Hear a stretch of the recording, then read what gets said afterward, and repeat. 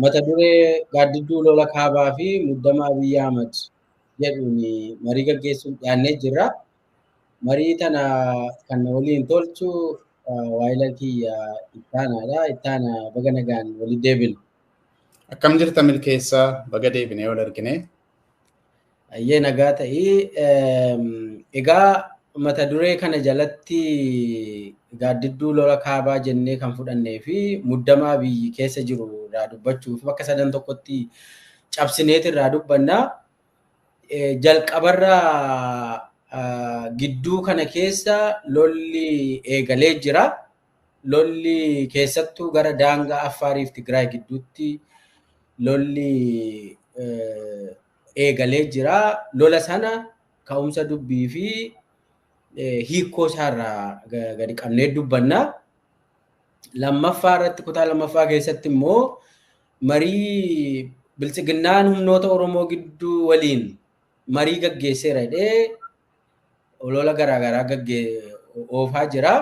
Humnoota Oromoo faanaa marii tolfataan jiraan jedhu sadarkaa dhaabaatti murteeffatee Oromiyaa keessa waan kana deemaa jira bal'inaanii. Sanarrattis waboon ibsa kennee jira. Maaltu ta'aa jiraan jedhu sanas irraa dubbanna. Dhumarra immoo barbaachisummaa olola waraanaa Abiyyi olola waraanaa kana baay'ee barbaada. Haa ta'u malee immoo sodaa gurguddaas immoo akka qabu ragaan keessaa nu qaqqabee jiru. Gama tokkoon ololli waraanaa barbaachisaadha. Gama kaaniin sodaatu jira. Suni maaliif akkas ta'aa jedhu irraa dubbannaa. Gadhumaatti nu waliin turaa isiniin jennaa. Daqiiqaa muraasa wayii barfannees waan dhufneef nuuf kalchaa isiniin jennaa. Gamanumaa gara kutaa tokkoffaa marii keenyaatti ceenaa. Egaa gidduu kana lolli gara kaabaatti jalqabee jira Ittaana. Lola sana akkamitti eegalee waan jedhu hin dubbannaa. Haa ta'u malee ibsi naannoo Affaarirraa kennameera. Naannoon Tigraayis ibsa kenneera.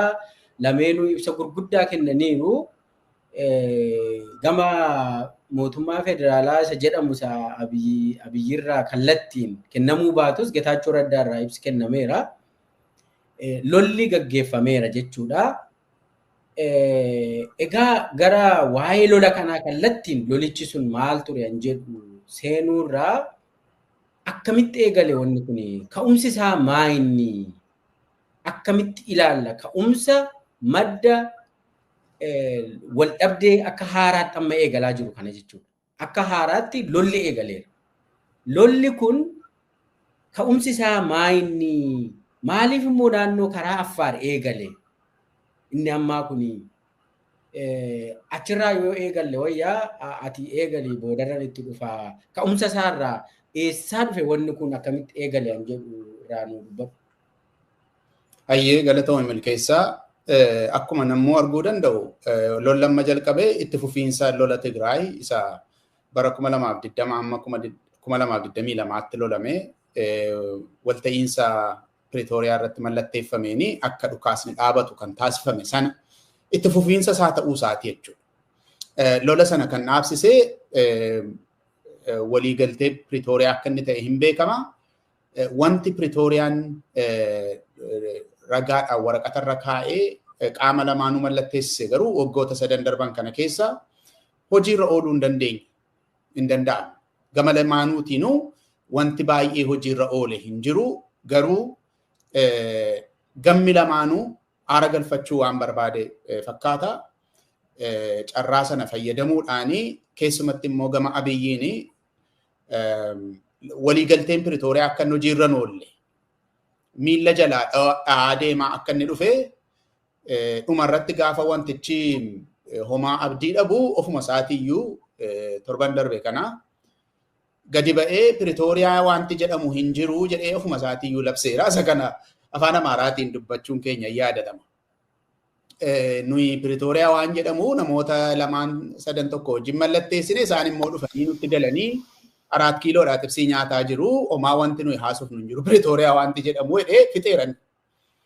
Kanaaf Pretoria wanti jedhamu Tigraay amma waan wawwaachaa jiraatus Pretoria wanti jedhamu du'eera jechuudha. Walii galtee waraana sana dhaabe du'eera qabatamaatti. Kanaan duras Pretoria lubbuudhaan jiraayii jennee gaafataa turre sababiin isaa wanti Pretoria irra dhaabbatu tokko birmadummaa Tigraay deebisiisuu kan jedhudha. Birmadummaa Tigraay deebisiisuu kan jedhuun wal cinaatti garuu meeshaa hiikkachuu kan jedhutu jira. Gama Tigraayiin meeshaa hiikkachuu kan jedhamutu jira. Wanti sadaffaa waan sanaa hojii walitti hidhamee jiru wanti kun lamaanuu yeroo wal fakkaataatti taasifamaadha. Bifa nageenya Tigraay eegsiseen wabii nageenya Tigraayiif bifa kenneenitu qawween lafa kaa'ama. Yeruma sana immoo birmadummaan Tigraay hin deebi'a. Maal jechuudha birmadummaan Tigraay? Lafi Tigraay irraa fudhatame lixa Tigraay hin deebi'a. Uummanni buqqa'ee iddoo isaatti deebi'a. Lixi Tigraay bulchiinsa Tigraay jalatti deebi'a jechuudha. Bulchiinsi sun egaa bulchiinsa yeroo ce'umsaa jedhamee kan Pretooriyaadhaan ijaarame sana jechuudha. Kun akka hin taaneef Abiy fuudhee Koloneel Dammaqee fa'aa ijaaree lixa Tigraay jabaadhaas namni sin hirkaa fudhatu hin jiru jedhee biiroo ijaaree fi Takazeezab jedhee loltuu ijaaree fi dhoksaadhaan kan mootummaan hin beekne bajata kennee fi jira. Amma immoo Dammaqeen akka haasa'aa jirutti mootummaa dhumtuu ifaan ifatti bajata nuu qabeera waan jedhudha. Kanaaf wanti Pretoria jedhamu du'eera kan jennu tokko kanarra dhaabbanneeti. Lammaffaa qaamni Pretoria Abiyyi wajjiniin mallatteesse TPLF dha yookaan Abuut Adda Bilisa Baasaa Uummata Tigraay sun eenyummaa seeraa akka dhabuuf gama boordii filannoo kan Abiyyiin akka inni haqamu taasifameera. Propagandaan lolaas dhaaba kanarratti akka banamu taasifameera. Gidduu kana egaa hundumti keenya akka dhageenye yoo Abuut bade malee jireenyumtiyyuu hin jiru kan jedhu Biraanuu faan haasa'aa turan. Itoophiyaan nagaan argattuudha egaa Itoophiyaa isaan jedhan suni Abiyyi jechuudha. Abiyyi nagaan argatu yoo Abuut bade malee. Amma egaa eessaa dhufe waraanni kun yoo jette wanti sun abdii dhabuusaarraa du'uusaarraa kan ka'etu gara waraanaatti deebi'uun dhufe jechuudha. Waraana Tigraay kan dhaabsise Pretoria yoo ta'e Pretoriyaan du'uuni gara waraanaatti deebi'uu fidaa jechuudha. Sababiin isaa humnoonni Tigraay akkuma hidhatanitti jiru. Sababiin isaa nageenyi keenya bifa mirkanaadhaan hin eegamne kan jedhu Tigraay waan qabuufi meeshaa inni lafa kaa'ee baay'ee daangeffamaadha. Kanaaf meeshaa hidhatee jira. Loltoonnis hammi ta'ee irraa cabanii gara Affaaritti Abiyyi wajjin walii galanii dhaabbatan malee garri caalaansaa Tigraayuma keessa jira jechuudha. Kanaaf loltoota TDF irraa cabanii Tigraay keessaa ba'anii gara Affaar deeman sana garuu xiyyeeffannaa keessa gashachuutu barbaachisaadha milkeessa. Sababiin isaa lolli amma jalqabame kuni akka amma argaa jirrutti bifisaa isa duraarraa baay'ee addadha. Tokkoffaa maaliif karaa Affaar jalqabee kan itti jettu ji'oogiraafiin lola sanaa agarsiiftuun isaa dhalateera jechuudha. Akka kanaan duraa naannoo Amaaraarraan dhaqanii Tigraayin loluuni qabatamaatti waan hin danda'amne ta'aa jira jechuudha. Keessumatti loltuu lafarraan bobbaaftee naannoo Amaaraa keessa dabartee yookaan immoo dajanaachinno dajanii keenyadha Amaarri inni Abiy jedhe sun qabatamaatti lafarraa badeera amma hin jiru. Dajaniin Abiyyi naannoo Amaaraatii qabu hin jiru. Kaleessa dhaqee jaarsolii wayii walitti qabee na badhaasaniiru jedhee gamoo Faasil keessa ture. Sanas jarritti ga'isaa turaniiru. Haa ta'uuti ji'oogiraafiin lolichaa amma kallattiinsaa keessumatti gama loltuu lafarra deemuutiin loltuu nama lafarra adeemee dhaqee lola bobbaasuutiin naannoo Amaaraa keessa dhaabbatanii yookaan naannoo Amaaraa keessa darbanii dhaqanii Tigraayin loluuni wanta hin danda'amne ta'uu akeekeera wanti gidduu kana. Lammaffaa maaliif Affaar irraan jalqabe kan jedhu kan agarsiisu TDF'n lola yookaan wal dhabdee keessa isaaniitti dhalateeni akkamitti gara fuulduraatti deemti Tigraay kan jedhuun wal dhabdeen hammi ta'e keessa jira ture. Sanarraan kan ka'e humnoonni garri caalaanii Abuutii wajjin walii galanii ibsa baasuun isaanii yaadatama. Nuyi ajaja Finfinneedhaa dhufutuun ta'ini birmadummaa Tigraay bifa eegsiseen gara fuulduraatti deemnaa yeroo jedhan gamni hafan immoo akkaataan nuyi itti deemaa jirru Abiyyii fi humnoota Abiyyi wajjin hojjetan nurratti humneessa waan ta'eef hin barbaannu kan jedhuuni lolli dhalatee kanaan Geetaachoonis aangoorraa akka ari'atame yaadatama. Loltoonni suni Geetaachoo fa'aa Tsaadqaan fa'aa wajjiniin walii galuudhaan gara Affaaritti deemanii buufata Abiyyi tolchee fi akkuma ifaan ifatti jarri warri Tsaadqaan fa'aanis dubbatanii Abiyyitu mindaa kaffalaa jira loltoota Tigraay kanaa fi baay'ee wanta nama ajaa'ibudha. Meeshaa gurguddaa hidhachiisaa jira. Kanaaf lafa Affaar keessa taa'aniitu Tigraayinii tuttuqaa turan jechuudha. Amma gidduu kana immoo gara lola fuulleetti wanta nama geessuu danda'u eegalan. Kana duwwaa miti. Guyyaa tokko dura halkan humnoonni Abiy dirooniidhaan dhaqanii TDF irratti akka isaanii lola banan TDF-nii fi mootummaan ce'umsaa Tigraay sun beeksisanii jiru. Kanaaf bifti lolaa amma dhalachaa jiru waan lama keessaa tokko ta'aa jechuudha. Akka amma agarraa jirru kanatti.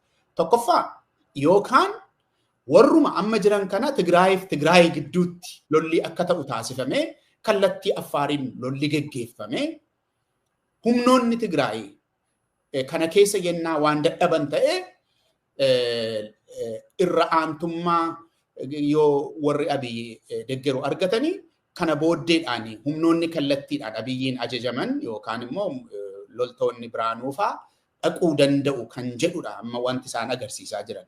Yookaan immoo lolli kun gamuma sanaan fuulleetti loltoota kan Abiyyii fi kan Tigraay dabalatee warra kan Tigraayis dabalatee iskeelii kana caalaa ta'e as ba'uu danda'a jechuudha. Wantoota kana lamaan keessaa tokko ta'a. Egaa yoo akkas ta'e lolli naannoo isa duraa kana yoo ta'e jechuun loltoota Tigraay keessaa TDF irraa cabanii gara Affaaritti ba'anii fi TDF isa Tigraay keessaa birmadummaa uummata kootii eegsee lola jedhu gidduutti lolli itti fufa yennaa ta'e bifi lolaa Tigraayin keessa jiru kan naannoo Amaaraatii fi kan naannoo Oromiyaa wajjin waan wal fakkaatuun garuu iskeeliinsaa kan ol ka'e ta'etu deemsifamaa jechuudha. Akka kaalkuleeshinii Abiyyiitti. Yoommoo jarri kan dadhabaniif ta'e maasaarra giyaasaa innumtuu dhaqee jara loluu danda'a jechuudha. Kanaaf amma wanti jiru wantoota kallattii lolli amma jiru agarsiise kanadha jechuudha. Akkanaa galutti ji'oogiraafiin isaas kan jijjiirameef sababa kanaafi akkaataa itti lolli kun qindeeffamus kan inni jijjiirameef sababa kanaaf natti fakkaata. Baay'ee galatoomii waanuma muraasa xiqqootti dabaluu fi waan nateette hunda isaa fudheetananii egaa waliigaltee Piriitooriyaa Abiyyi cabeera jedhee labse paarlamaa irratti gidduu darbe labse du'eera namoonni isa mallatteessan immoo luka koo jala jiru luka naa dhiqaa jiru jedhee paarlamaa irratti haasa'eera.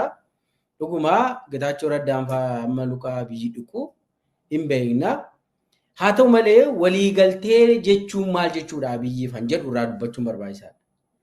Abiyyiif waliigaltee jechuun hiree walqixa ta'e argattee waliin biyya bulchuutu hin ta'in jilbeenfattee fi sagaddee fi harka kennattee horii fi manaa fi qabeenya godhattee barcuma sii kenna akkasii yoo jiraattutu waliigaltee jedhama Abiyyi. Amma kanarraa kanaaf waliigaltee jedhu hunda ni gana Abiyyi. Abiyyii fi waliigaltee kan jedhamu hin jiru. Amma Abiyyi waliigaltee ganuu kana kan inni eegale waboorraa ka'uusaa sirriitti yaadachuun nurra jiraata natti fakkaata. Gaafa Asmaraadhaa waraanni bilisummaa Oromoo galuu waliigalteen iccitiidhaan godhame. Hin ganamanii waraanni bilisummaa Oromoo. Sana booda waliigaltee sana warri dhaqee mallatteesse Lammaa Magarsaa fi Warqinee Gabayyoo isaanis hin ganaman. Waliigaltee Abiyyi mallatteessu hundisaa hin ganamaa jechuudha. Kanuma Oromoo keessaa haa dubbannu kan irratti ilaalaa jira. Maaliif Piriitooriyaan badeera jedhee Abiyyi haasa'ee nun dinqu jechuudhaaf kana jechaa jira. Maaliif jalqabumarraa kaasee Abiyyi waliigaltee yoo siin jedhu si ganuudhaaf akka ta'e barumsa irra jiraata. Kan jalqaba ganame immoo waraana bilisummaa Oromoo ta'uu uummanni Oromoo hin beeka kana. yoo walumaa yaadachiisuu ta'e malee. Ijoolleen Oromoo jalqabumarraa kaatee eenyummaa Abiyyi hubachuudhaan laga bu'uu gammoojjii itti deebi'uu kan eegalaniif maraatanii yookaan fedhii fi suusii waraanaa godhatanii miti ijoolleen Oromoo. Waraanni bilisummaa Oromoo kan inni laga bu'ee fi waliigaltee Asmaraatti godhame sanatu ganame. Erga sun ganamee booda waraanni bilisummaa Oromoo lagatti deebi'ee jechuudha. Adeemsa keessas huma ganamaa iccitiin fi imaammanni Abiyyis ifatti ba'aa waan dhufee fi humni waraana bilisummaa Oromoo Oromiyaa keessatti guddachuun isaa waan hin oolle jechuudha. Maaliif jalqabumarraa kaasee kan ganame waraana bilisummaa Oromoodha. Itti aanee uummata Oromoo bal'aatu ganame. Kan ganame tiim Lammaanfaa hin ganame.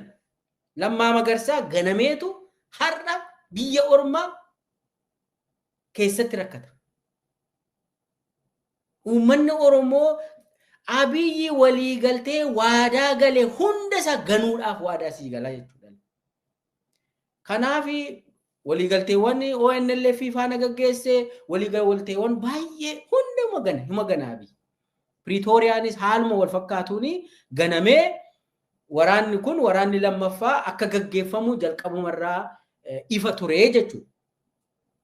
Sana booda Abiyyi erga Pretooriyaadhaa irratti mallattoon godhamee boqonnaa fudhachuudhaaf akkuma tette boqonnaa xiqqoo fudhatee maal godhe Abiyyi akkuma tette Takkazee Zabii karaa lixaa irratti ijaaree karaa kibbaa immoo Tigraay Peace Force moo maal jedheeti ijaare kan amma Getaachoo Raddaan fa'aa Tsaadqaan fa'aa harka keessaa qabu jeneraalli tokko eenyu namichi Tigraay Peace Force hoogganadhaan Affaar keessatti lafti Haraa Mareet jedhamu sun Haraa Mareet keessatti kaampii qofuranii fi qawwee gurguddaa kennanii fi jeneraalli tokko irra taa'ee hooggana Tigraay Peace Force jedhamu. Kana hunda lixaanis kibbaanis humna irratti ijaaree jechuudha.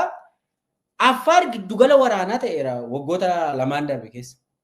Erga Pretooriyaa booda Abiyyi maal godhee naannoo Amaaraa faana waan wal dhabeef maal godhee giddugala leenjii waraanaa godhe naannoo Affaar.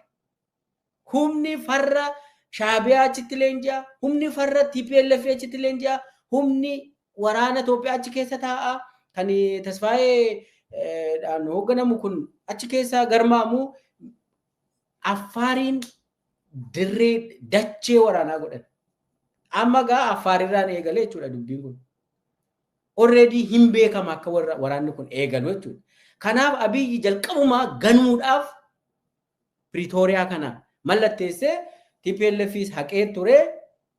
Haa ta'u malee yaa'u wanni irraa kaasaniiru terrorist listii irraa kaasaniiru. Kanarraa kan ka'e waraanni kun gamanumaanuu akka inni eegaluuf deemu beekamaadha jechuudha. Amma gaaffii kan ta'u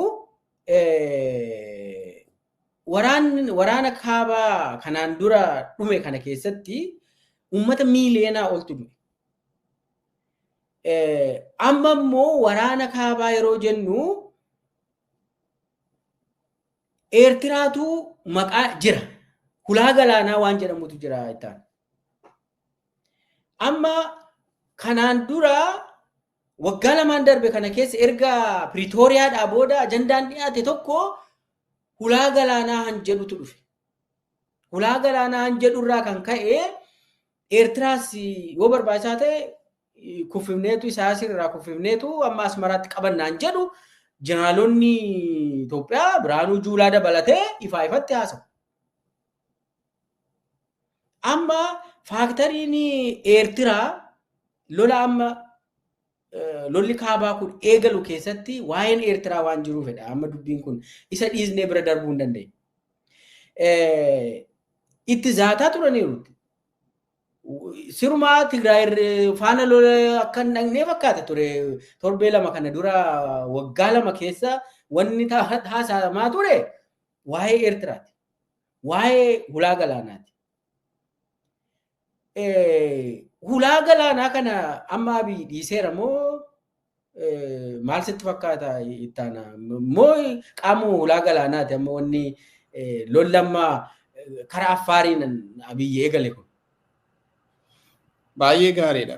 Wanti asitti yaadatamuu qabu tokko Abiyyi Pretooriyaatti waan mallatteeffame sana da'eeffatee waan Pretooriyaan dirqama godhee isarra kaa'e diduudhaan garuu TDF mala malaan hiikkachiisee Tigraayin jilbeenfachiisuudhaaf ture. Amma gabaabaadhumatti jechuudha. In its simplest form. Lolli kun maaliif deebi'ee jalqabame kan jedhamu Tigraayin jilbibbiidhaan nan deemsisa akkuma naannolee biraa jennaanii nan deemsiftuudha. Of ta'een jiraadhaa ofii koorra dhaabbadheetan eenyummaa koorra dhaabbadheetanii birmadummaa koo eeggadhee federeeshinii kana keessa yoo nan jiraadha ta'e akka heera sanaatti nan jiraadha malee namicha maraatuu tokkoo fi jilbibbiidhaan deemee hin bitamuudha. Loltuu sana mala malaanan hiikkachiisaa dhala Abiyyi. Mala malaan hiikkachiisaa jala kunoo warra hiikkatan immoo horii xixiqqootti kekkennaa gaafa loltuun sun hiikkatee raawwate TPLF waan jedhamu gaasilas seeraan geggeessee namni na jala dhaabbachuu danda'u hin jiru isanii duraan lolaan dadhabe sana bifa kanaan inni iddoodhaan gaadhaa hin ta'an hin didan. Kanaaf hiikkachiisuun nagaadhaan hiikkachiisuun waan dadhabameef jechuun malaan jechuudha ganuudhaan malteedhaan shafxiidhaan nagaa waan fiduun ituun ta'in akka walii galame sanatti waan nagaa fiduun ituun ta'in shafxiidhaan hiikkachiisa jennaan hiikkachiisuun dadhabame. Kanaaf amma maaltu ta'a fuulleetti wal loluun kanaaf dhufaa jechuudha. Egaa erga shafxiidhaan hiikkachiisuu dadhabne humnaan immoo rukunna kan jedhu ammas wanti kun kan inni dhufaa jiru akkuma lola isa kanaan dura kallattii Abii fa'iin akka inni ta'e namni hundumtuu isa kana beekuutu raraata. Tigraay ammayyuu ibsa baasee kadhataa jira. Pretooriyaa jedhee Pretooriyaa du'e ammayyuu lubbuutti naa deebisaa jedhaadha Tigraay. Isa kan na fayyadu jedhaa jira. Kanaaf rakkina kan uume kana ta'u Abii waan barbaade sana godhachuu dadhabuusa. Naannolee biraa jilbeenfachiiseera waan ta'eef Tigraayitu na hafee Tigraayin hin jilbeenfachiisa jennaan ta'uu dide. Kanaaf ammas biyya lolli silumoo naannoo Amaaraa keessatti deemaa jira. Oromiyaa keessatti deemaa jira. Amma immoo lola isaa iskeelii guddaa ta'e akka kanaan duraa sana bifisaa akkan sila jedhe jijjiiramuyyuu lola kan biraa aangoo kootiif waan sodaachisu har'a miti. Boriif aangoo kootiif waan sodaachisu dhalata waan ta'eef ammas lolatti deebi'uu qabnaa kan jedhu. Dubbiin Asabas keessatti ka'aga. Abii Asab dhufee dhiisee deemee barrisee boolla jala darbee dhimma isaa miti Abii.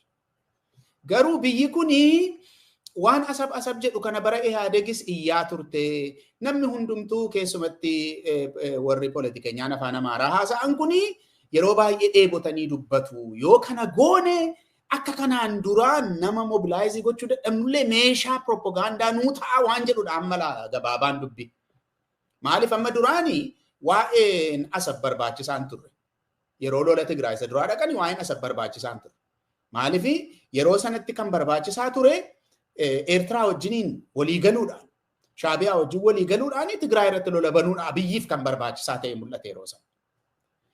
Egaa yeroo sanatti humnoota hunda kanarraa humni Tigraay hafuu hin danda'u. Biliqitti balleessineetu awwaallee as deebinee injifannoo keenya lallabnaa kan jedhu ture. Eertiraa gubbaadhaan itti bobbaasuudhaan gajjallaadhaan humnoota Amaaraa karaa lixaatiin immoo Sudaaniidhaan daangaa naa cufi jedhee lafa biyyaa muree kennuudhaan akkuma yaadattu humnoota Sumaalee 10,000 ol ta'an fiduudhaan irraaf jalaan itti cufee waggaa 2 guutuu tumaa ture. Ji'a 2dhaa yeroo darbe. Ji'a 2 duwwaan lolee. Waggaa 2 guutuu waraana deemsifamee ji'a 2 duwwaan lolee. Kanaaf waa'een Asabas keessatti dhufaa jechuudha. Asabii fi Abiyyi amma maali waliif yoo jette Abiyyi Asab sana jalqaba wanti inni barbaaduu fi mobilaayizeeshinii waraanaa nu gargaara kan jedhu. Maaliif amma Finfinnee keessaa dallansuun namaa daangaa dhabeera.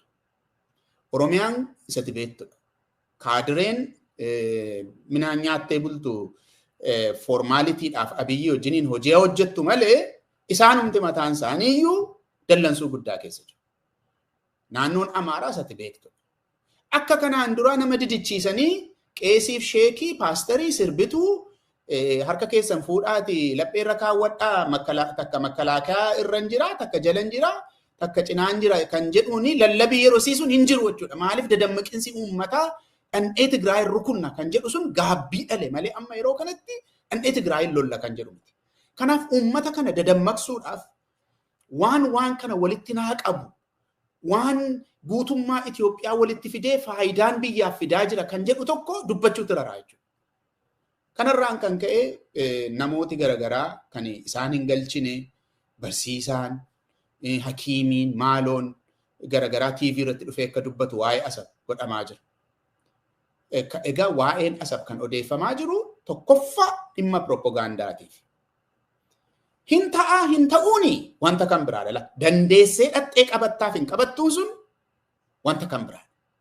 Gaafa qabatte garuu idaansaa isa xinnoo miti. Abiyyi kana sirriitti beeka. Gabaabaa dubbii Abiy maalirra jira ammaa yoo naan jette qabatamaatti kan Abiy loluu barbaadu Tigraayidha malee Eertiraa miti. Eertiraa wanti inni godhaa jiru sodaachisaa jira Abiy. Irra gortee dhuftee beekadhu kan jedhudha. Abiy wanti inni irra jiru ana akkanaa galutti. Irra gorta taanaan of eeggadhuudha. Maaliif tsimdoo jedhaa jira miti? Tsimdoo kan jedhuun walta'iinsa uumaniitu na rukutuuf jedhu kan jedhu sodaatee rom'aa jira Abiy. Humni Eertiraatii fi humni Tigraay walta'anii na rukutuuf jedhu kan jedhu sodaateera. Tsimdoo yookaan immoo walta'iinsa godhatanii na rukutuuf jedhu. Anamma walta'iinsa Abiyyi faan jedhan sun kan Biraanuu nama dheengadda gadi bahee lallabu sun dhugaa haa ta'u soba haa ta'u hin beeku. Ragaan nu qabnus hin jiru. Kan irraa dhageenye Abiyyi faarraa dhageenye. Sobduudha immoo Abiyyi faan yeroo nuyi beennu sobduudha. Hamma United Nationitti kan Abiyyittiin beekamu sobduu ta'uudhaan beekama. Namooti isaa wajjin hojjetanii sobduu ta'uudhaan beekamu. Kanaaf amanuu hin danda'u jechuu kooti. Garuu warra Tigraay irraa immoo wanti nuyi dhageenye jira. Hizbi ለህዝብ ግንኙነት jedhani. Hariiroo uummataaf uummataa irra jirra malee nuyi loltuu fi loltuu waliin taanee lola dhaquudhaaf miti jedhani. Amma isaanis walta'iinsa hin qabnudha. Abiyyi immoo lakkii walta'iinsa qabdudha. Anamma isa Tigraay of faccisu sana dhiiseetanii isa Abiyyi faan jedhan soba ta'us dhugaa ta'us ta'eeraa jennee fudhannu. Wal qabataniiru humnoonni Tigraay fi humnoonni Eertiraa kan jedhu haa fudhannu. Eengadda Biraanuun yeroo jedhu kuni faallaa heera biyyattiiti jedhe Biraanuun. Waaqayyo sitti agarsiisa. Faallaa heera biyyattiiti. Jalqaba dubbii heera waan jedhamu beeku isaan. Jechuun heerri jira kan jedhu Biraanuun faan beeku. Abiyyi faan amma heera waan jedhamu beeku amma Abiyyi faan. Kuni waggaa torban darban keessa waan mul'atedha. Heera sanaa kan wayyaaneeti jedhu cirree gannaadha. Yoo barbaadan akka heera sanaatti citaa ba'aa kan jedhudha. Adaanech gadi baatee akka heera isaaniitti citanii deemuu danda'u jettee tuu uummati dhaga'u gadi baatee TV irratti haasofte. Biraanuun illee isteediyeemiitti dhiyoo kan akkuma yaadattu cittanii deemuu dandeessu jedhe. Naannoo tokkoon. Kanaaf heera waan jedhamu isaan hin beekan amma rakkannaanitu maqaa heeraadhaa jiru. Lammaffaa Eertiraa eenyudha kan affeeree dhufee dhimma Itoophiyaa keessa gashe. Lolaan miti affeerraadhaan kottaa jedhanii waamanii horii kaffalanii fi meeshaa kennanii fi kottaatii uummata koo lolaa jedhee affeerraa affeeree kan biyya Itoophiyaa keessa fide kaani addunyaa guutuun arge Abiyyi fa'i. Galaniiru tokkicha. Seenan egaa kan fide siidha. Lixan Itoophiyaa keessa amma ganaa dhufuu maaloo miti. Eertiraan lixeera poolitikaa Itoophiyaa keessa. Kanaan dura yeroo lixe poolitikaa Itoophiyaa keessa yeroo kanaan dura Shaabiyaan lixe yeroo dargii Ihaadegii wajjin ta'anii rukkutanii kuffisan sana lixe ture. Yeroo sana kan agarre Shaabiyaa Itoophiyaa keessaa baasuuni lola guddaa fudhate. Lola baadimmee jedhamee kan beekamu sanaanitu Shaabiyaan akka Itoophiyaa keessaa ba'u godhame. Har akkamitti ba'aa Abiy ammas nan rukuteen baasaa jedha. Ofiisaatii waan fide sana jechuudha. Ofiisaatii waan fide. Lixan garuu kan fidee liccisee Tigraay inni jedhu sana miti. Yookaan TDF inni jedhu miti. Kan fidee Eertiraa Itoophiyaa keessa galche. Kan fidee Itoophiyaa keessa galche, siyaasa Itoophiyaa keessa kan galche Abiyyidha. Erga isaan immoo biyya kana keessa lixanii humna tolfatanii sochii eegalaniiti. Eenyu wajjin harka wal qabatanii, eenyu wajjin miilla wal qabatan jettee gaafachuu hin dandeessu. Lixan ka, ol lixan. Ol lixaniiru. Erga ol lixanii booddee abbaan barbaade wajjinii wal ta'iinsa godhachuu danda'a. Kun waan sirriidhaa jedhee miti kan hin dubbataa jiran. Waan ta'ee fi waan ta'aa jiru hin dubbataa jiran. Kun sirriidhaa miti. Garuu wanti ta'ee fi wanti ta'aa jiru isa kanadha. Abbaan barbaade walii wajjinii wal ta'iinsa tolfachuu danda'a jira wajjinii. Sababiinsaa tokkoffaa heerri biyyaa cabee, daangaan biyyaa cabee, birmadummaan biyyaa cabee, humni biyya alaa tokko dhufee akka biyya seenu taasifame. Kanarraan kan ka'e jarri sun ol galanii yakka gurguddaa uummata irratti hojjetaniiru, biyya sana irratti hojjetaniiru, Tigraay duwwaa miti, guutummaa qabeenya Itoophiyaa keessa deemanii saamaa turan. Kun waan beekamaadha. Kan fide garuu Abiyyi. Kanaaf ituu isaanii dhimma biyya kanaa keessa seenanii jiranii amma isaan ba'aniiru jedhu malee Eertiraan hin baane jiraan siin jedhaa jiraaman. Jiraan lafa Tigraay qabatanii jiru. Dhufanii faannoodhaa wajjin wal baranii kaampii kennanii fi tireenii godhanii maaloo kana waan hundumaa waan beekaman hamma Oromiyaa keessatti loltuun Eertiraa dhufee ture. Kanaaf hariiroo isaanii namoota garaagaraa wajjin tolfatan suni waan isaan Abiyyi wajjin wal lolanii fi overnightii maka'ee hin badu jechuudha. Kanaaf walta'iinsa eenyutu eenyu wajjin tolfataa kan jedhu harka keetii ala ajja. Jechuun eenyuyyuu kana daangessuu hin danda'u. Tokkicha cabeeka pirezidantii waan jedhamutu jira. Pirezidantii sana immoo kan uume warra daggala taa'ee lolataa jiru woboo yookaan faannoo miti. Yookaan immoo humnoota Tigraay isaan jedhan miti. Abiyyidha kan pirezidantii sana uume. Kanaaf haala amma jiru kana keessatti, haala itti birmadummaan biyyaa cabee jiru keessatti, haala itti sirni heerawaan biyya tokkoo cabee jiru keessatti, haala itti biyyi tokko nagaansee badee lola keessa galtee jirtu keessatti eenyutu dhufee biyya seenaaf biyya ba'a to'annoo namni qabu hin jiru. Hamma deebi'ee biyyi seera godhatee heera godhatee kontiraatii haaraan hojjetame heera qabna moo hin qabnu kan jedhamu iyyuu ganaa irratti haasa'ame hojjetame hamma biyyi lafa cabee ka'ee iddoo isaatti deebi'utti hin jiru jechuudha. Kanaaf woboon yoo barbaade fakkeenyaaf abbaa barbaade wajjin wal ta'iinsa tolfachuu danda'a mirga isaati. Haalatu kana dhalee jechuudha. Heera Abiyyi faan cabsantu, daangaa biyyaa Abiyyi faan cabsantu, birmadummaa biyyaa Abiyyi faan cabsantu kana dhale. Heeraan alaa yakkadhaa yakka miti jennee wanti wal falminu hin jiru jechuudha. Amma fakkeenyaaf faannoon Eertiraadhaa wajjin walii galeeraa yoo inni jedhe homaa wanti nama ajaa'ibu hin jiru. Biyya cabedha. Biyya heerri isaa jalaa cabedha. Biyya seerri olaantummaan seeraa jalaa cabedha. Biyya waraana keessa galtedha.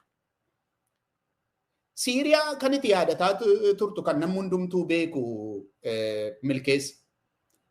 Biyyoota meeqadha kan Siiriyaa keessa galee lolaa ture.